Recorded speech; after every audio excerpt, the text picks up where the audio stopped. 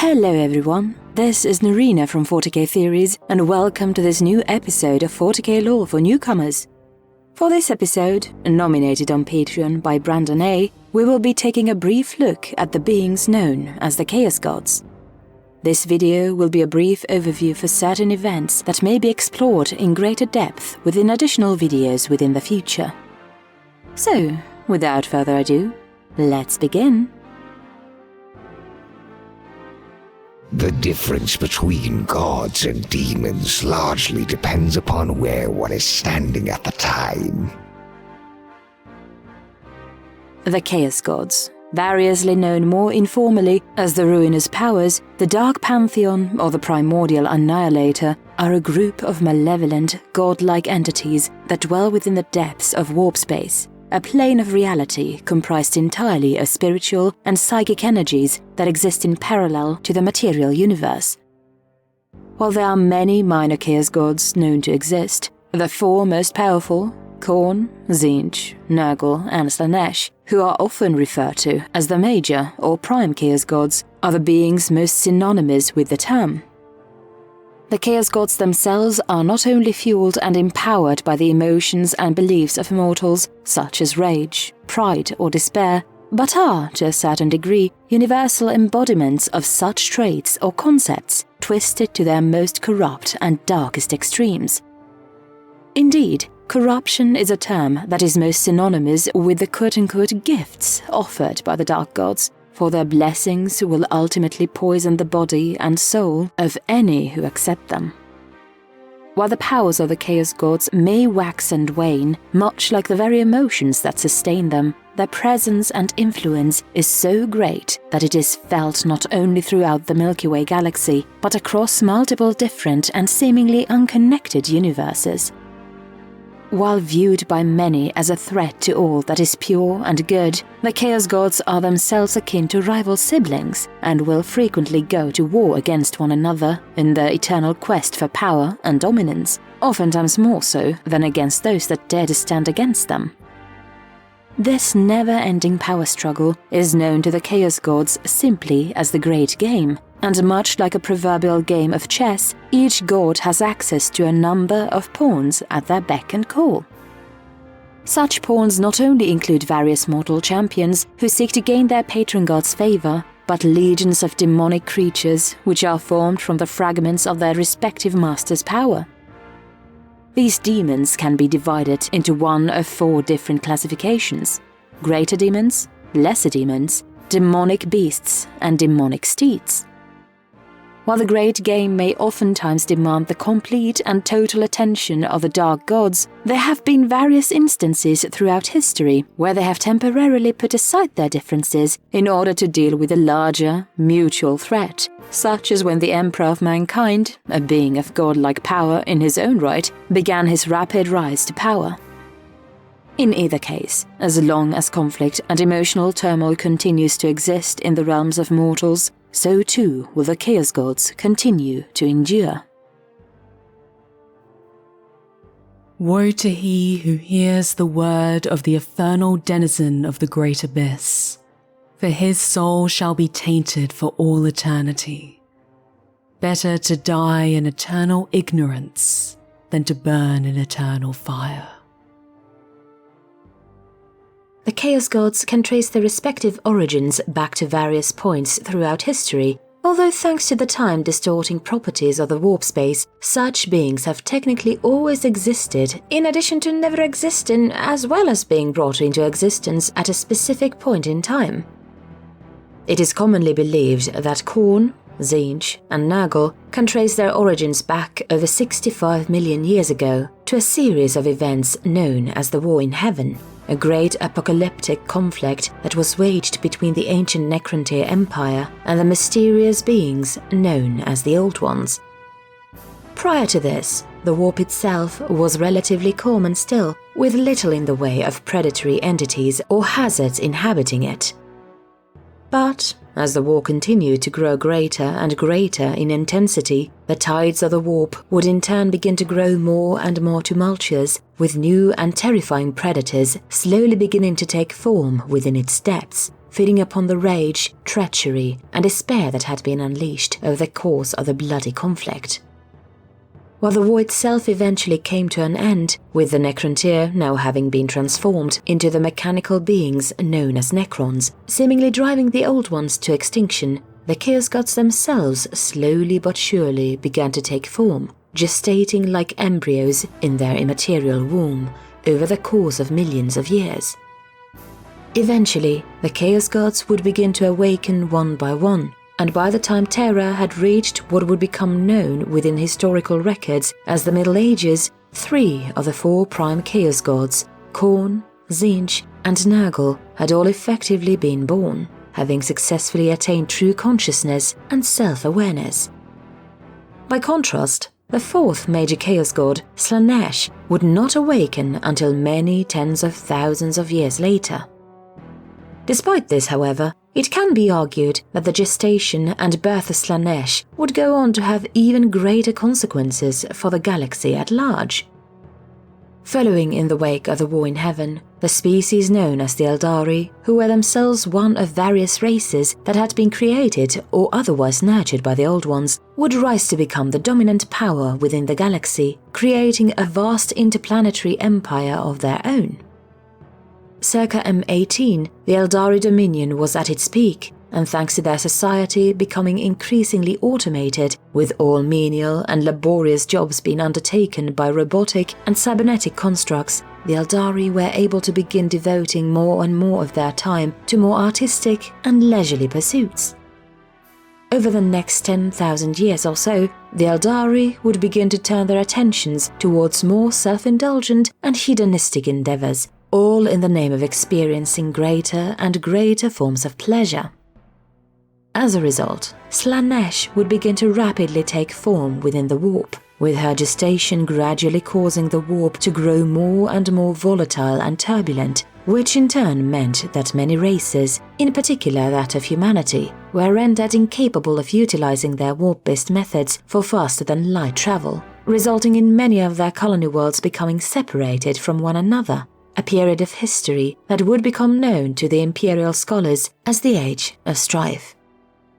While a number of Eldari would abandon their homeworlds prior to this, much of the race would be driven to even greater and more heinous acts of depravity, thanks in part to the dreams of Slaanesh slowly driving much of the race to the brink of madness.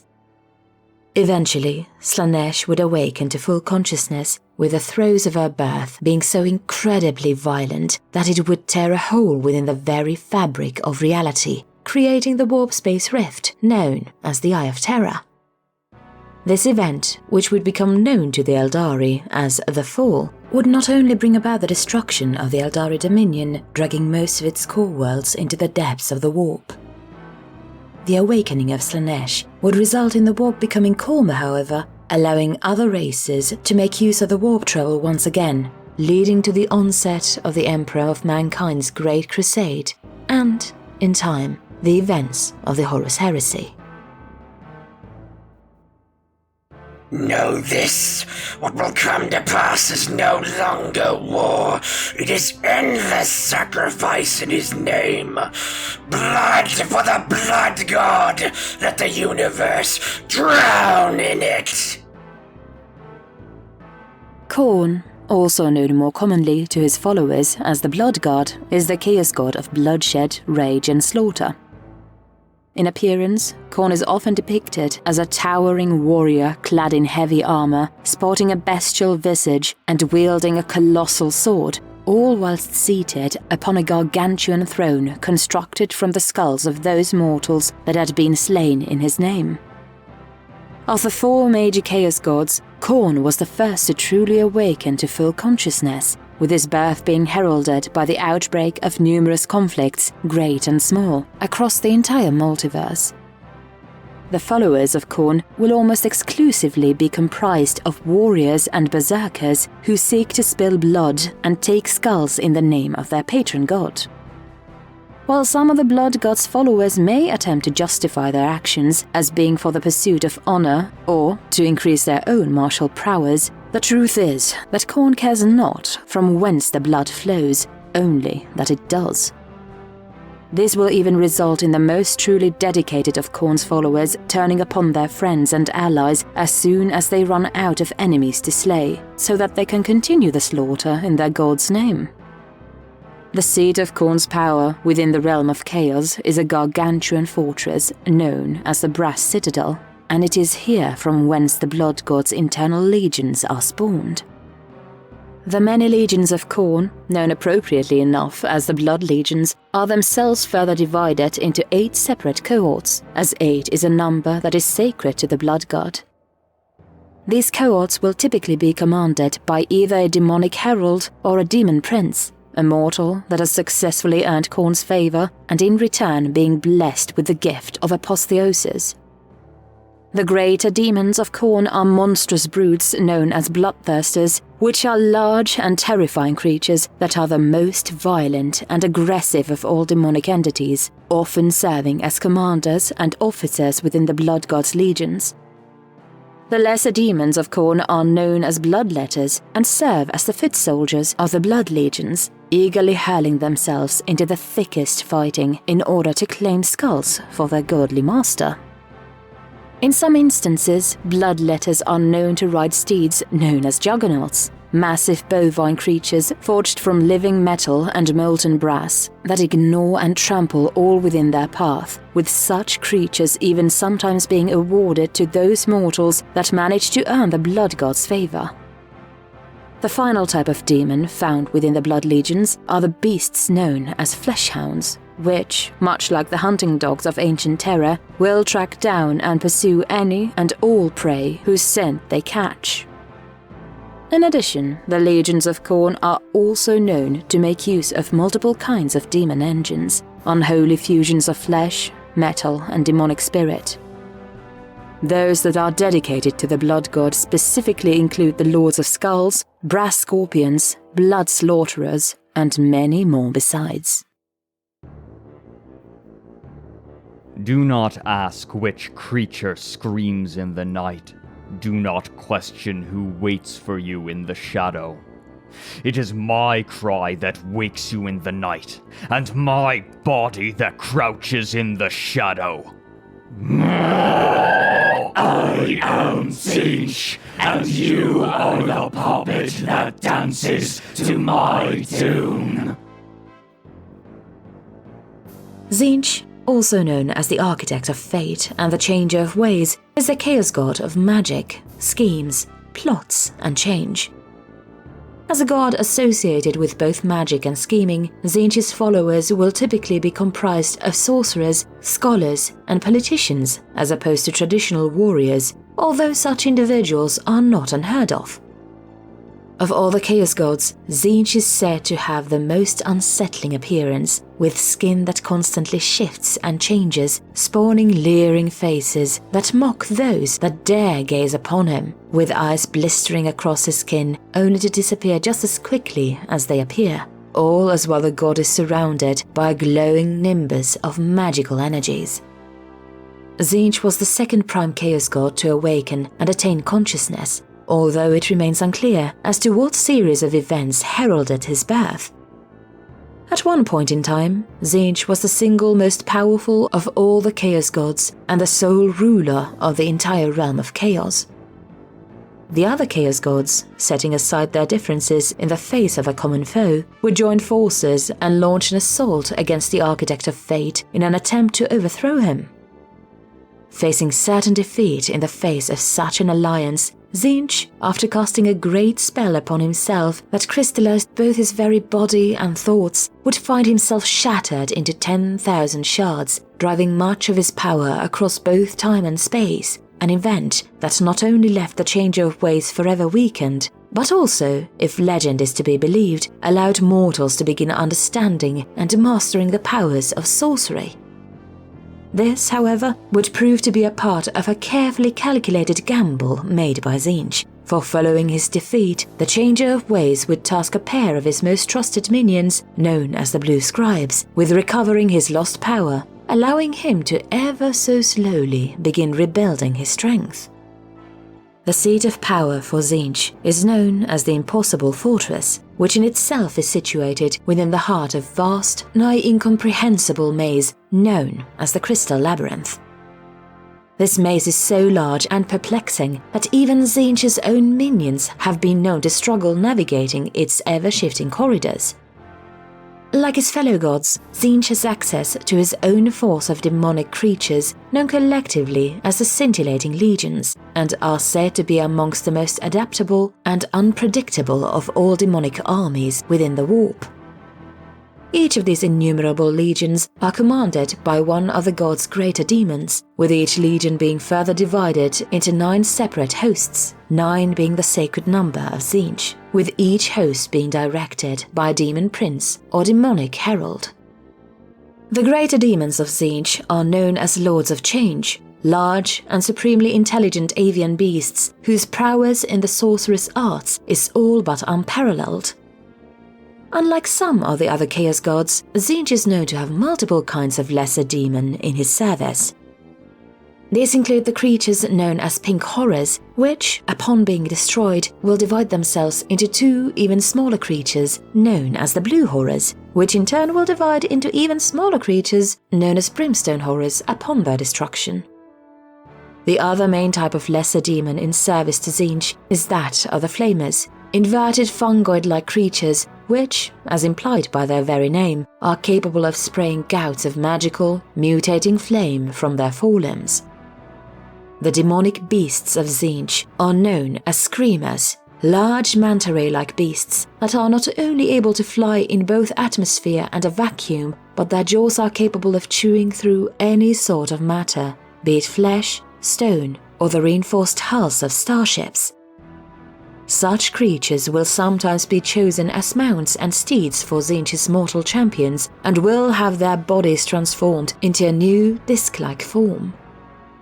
These discs of Tzeentch, as they henceforth become known, lose any and all sense of autonomy, becoming forever bound to the will of their new masters. As well as these, the legions of Tzeentch will also include their own demon engines, which are often aerial or at least flight-capable in nature, with such examples including Doomwings, Silver Towers, and Firelords. Sickness, disease, plague and pox, suffering and the slow living rot. Such wondrous gifts does Nurgle seek to bestow upon the unworthy human cattle of the Imperium. We are merely the vectors by which his virulent beneficence may be spread to the undeserving masses. Nurgle, also known as the Plague God or simply as Grandfather to his followers, is the Chaos God of pestilence, despair, and decay. In appearance, Nurgle is often depicted as a large, bloated creature that is rife with rot, sporting a large set of antler-like horns. Indeed, a number of his demons are even said to share a similar, if not identical visage with their creator. Nurgle was himself the 3rd of the Prime Chaos Gods awaken, attaining full consciousness sometime around Terra's Middle Ages, with his birth believed to have been either responsible for or caused by the events of the Black Death. Much like the plagues that he so embodies, the power of Nurgle is known to wax and wane to greater extremes than those of the other gods, even to the point where his power eclipses that of the other members of the chaotic pantheon combined. Individuals who receive the blessings of Nurgle will find themselves bloated with rot and disease, even to the point where their internal organs will hang from wounds in their decaying flesh, in addition to sporting various sores, lesions, and a plethora of other deformities. While such gifts may initially seem more of a hindrance than a boon, the blessings of Nurgle will also grant his worshippers an extreme tolerance of, if not outright immunity, to pain, making such individuals incredibly difficult to defeat in battle. Because Nurgle is a god that ultimately represents both stagnation and entropy, this will frequently put him at odds with Tzeentch, a god who is the personification of constant, unending change. As such, the two gods have over the millennia become bitter rivals. The seat of the Plague God's power is the mansion of Nurgle, a colossal, rotting structure situated at the heart of a vast garden of fetid jungle and pungent swamplands where diseases of every kind are born and cultivated by his gardeners, even as the plague god brews entirely new contagions within his colossal cauldron. The armies of Nurgle are collectively known, appropriately enough, as the Plague Legions, with each legion being further subdivided into 7 Talibans, which are in turn divided into 7 packs of demons, due to 7 being the sacred number of the Plague God. Each legion is commanded by one of Nurgle's greater demons, while the Talibans are led by a demonic herald or demon prince. The greater demons of Nurgle are known as Great Unclean Ones, bloated yet surprisingly jovial beings that are said to be so like their creator in both appearance and personality that they are effectively avatars of Nurgle himself. Unlike the other Chaos Gods, Nurgle appears to have the greatest variety of lesser demons and demonic beasts at his command. Such beings include the Plague Bearers, demons created from the souls of those mortals who die from the disease known as Nurgle's rot, and Nurglings, diminutive creatures that are themselves miniature, childlike versions of the Plague God himself. The demonic beasts of Nurgle are the aptly named Beasts of Nurgle, large, slug-like monstrosities which secrete a toxic slime with a playful demeanor similar to that of a puppy. As well as these, there exists multiple forms of demonic steeds, such as the rotflies, gargantuan insects which are sometimes ridden by plague bearers into battle, as well as molluscoids, which are reminiscent of large, multi-limbed snails. In addition, the Plague Legions will also make use of various demonic engines, with many such constructs often sporting a biomechanical appearance. A number of these engines include plague towers, plague hulks, plague reapers, and blight drones.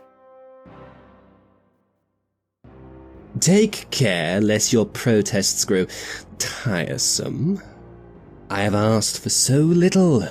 Anyone would think that I have asked you to sacrifice yourselves and your sons, and yet in Slaanesh's boundless and pleasing mercy, I have asked only for your daughters. Surely you would not deny me my small enjoyments. Slaanesh, also known as She Who Thirsts and the Dark Prince, is the chaos god of excess, pleasure, and pain. In appearance, Slaanesh is said to take the form of darkly beautiful, androgynous being, one that is male, female, both and neither, all at the same time. Of the 4 prime chaos gods, Slaanesh was the last to awaken, with their birth being responsible for the downfall of the Eldari Dominion. Shortly after awakening, Slaanesh would embark upon a rampage that resulted in the majority of the Eldari pantheon being destroyed and consumed by the Chaos God. Only 3 of the Eldari gods would manage to survive the onslaught: Calem and Chicane, the Eldari god of war, who himself was simply far too powerful to be destroyed completely and would instead be shattered into countless shards which would then be scattered throughout the material realm. Chigorak, the laughing god of the Harlequins, would flee into the depths of the subspace network known as the Webway in order to escape from the clutches of She Who Thirsts, and Isha, the Eldari god of healing, who would have her cries for aid answered by none other than the plague god Nurgle, who now keeps the goddess confined to a cage within his garden. While typically viewed as the weakest chaos god due to their relative age, Slaanesh's potential for power far surpasses that of the other members of the pantheon. This is due to the fact that, as a god of excess, any act of overindulgence will go to empower Slaanesh, even if such an act was done in service to another god. For instance, should one overindulge in committing acts of bloodshed, their actions will go to feed both Khorne and Slaanesh simultaneously.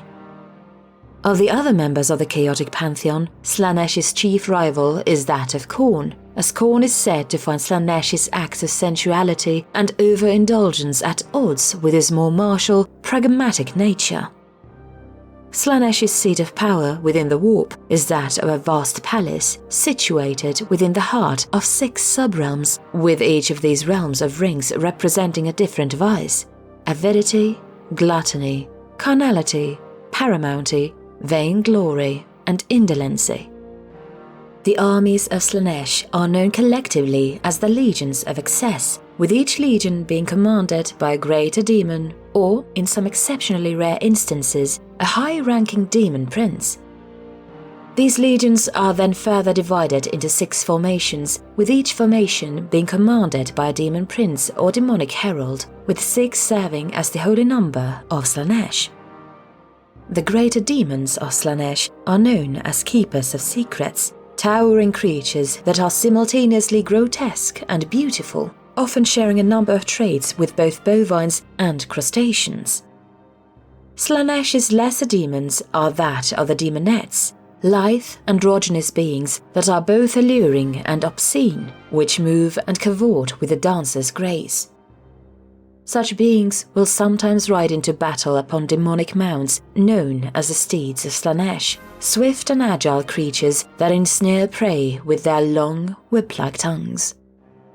The demonic beasts of Slaanesh are known simply as fiends, large multi-limbed brutes with an appearance reminiscent of an equine scorpion, which are known to exude a musk that entrances and disorients those who inhale it.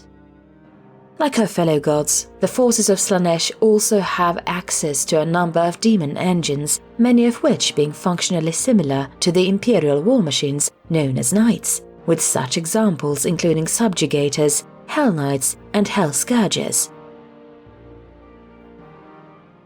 Shackle the soul and forge the flesh. Bind the machine and butcher the rest. While Khorne, Tzeentch, Nurgle, and Slaanesh are the most prominent and powerful members of the chaotic pantheon, there are numerous other minor chaos gods that are known to exist within the depths of the warp. Most of these deities, however, rarely make their presence known within the Milky Way galaxy and are instead more involved in the affairs of other universes, such as the one known simply as the mortal realms. These beings include Nekoho, the paradoxical god of atheism, Hashut, the father of darkness, and even the great horned rat. However, one god in particular has made his presence known within the Milky Way: Malice, the so-called renegade god who embodies the self-destructive and chaotic nature of chaos as a whole.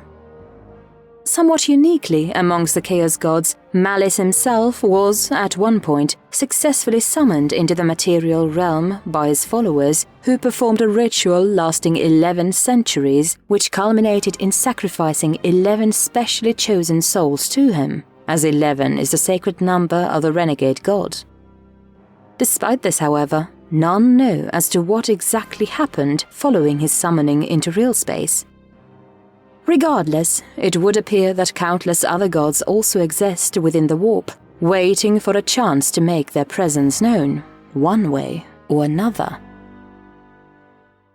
And that concludes this edition of 40k Lore for Newcomers. If you like this video, consider supporting us on Patreon for more content. To those that are new to 40k, we hope you learned something. So, leave a comment below, and thanks for watching.